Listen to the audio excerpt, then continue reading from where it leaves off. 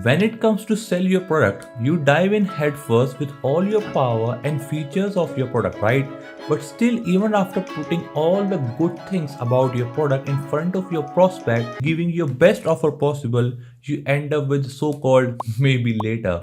I'm not sure. I have to ask my wife and so on. So, these all are stupid excuses. And if you find yourself in the same situation over and over again, you might be making some sales mistakes. Hi guys, my name is Ishan, and in this video, I'm going to tell you the 4 most common sales mistakes that you might be making and losing your sales. So watch till the end to avoid these mistakes and close more deals. But before we start, please subscribe to our channel and hit that like button for more videos like this. So the first mistake that you should avoid is not listening and talking too much. When you are trying to sell something, you want to talk a lot, passionately describe the benefits and the great feature of your offer with all your knowledge, right? But that's not entirely effective. Pushy salespeople does not go far. Considerable ones do. So let's be honest, you are not the only one selling. So instead, listen and ask more open-ended questions. In fact, your listening talking ratio should be 60/40. A study shows that a top closing professionals in B2B sales on average speaks only 43% of time, allowing the prospect to speak 57% of the time. So less talk, listen more. Listening more and asking targeted questions help you understand the customer's business needs and tailor your offer better. It will also help you to get to know them as individual, their preferences and tastes, and show them that you care. And the best thing, by asking questions and listening, you enable the potential customer to do all the job for you, reveal their main pain points, and identifying the ways how you can actually solve them. This is especially valuable during the prospecting stage of the sales process. Okay. All right. So the second mistake that marketer often make is offering too much of for nothing.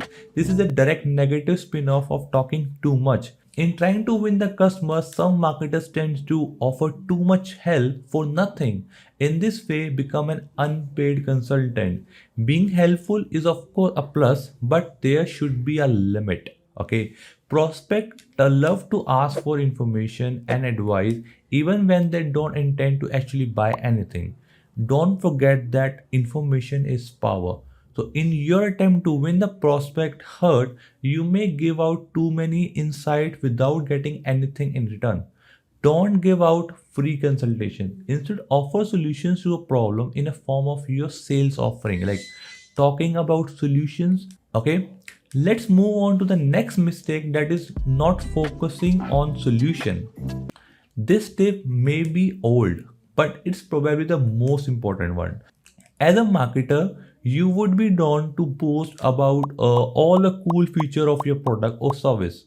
But the problem is, it's not going to make a sale.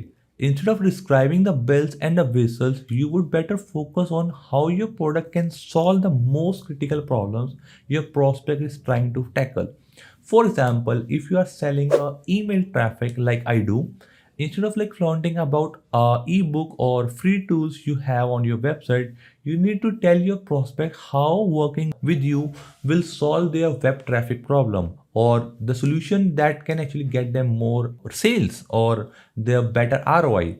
The solution that you offer here is a straightforward and obvious benefit that will urge your prospect to buy. What I'm trying to say here is features sell tell, benefits sell. Okay. Another common mistake that most of us do is focusing on price and not on value.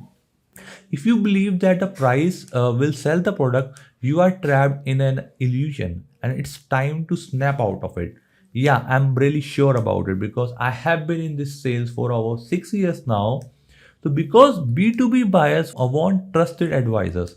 So, firstly, heavily relying on low prices, offering discount here and there, giving out special promotion will only get you instant but not a long-term gratification. The bargain hunters. Okay, this type of customer will buy from you but will run away the moment somebody else tempts them with a bigger discount.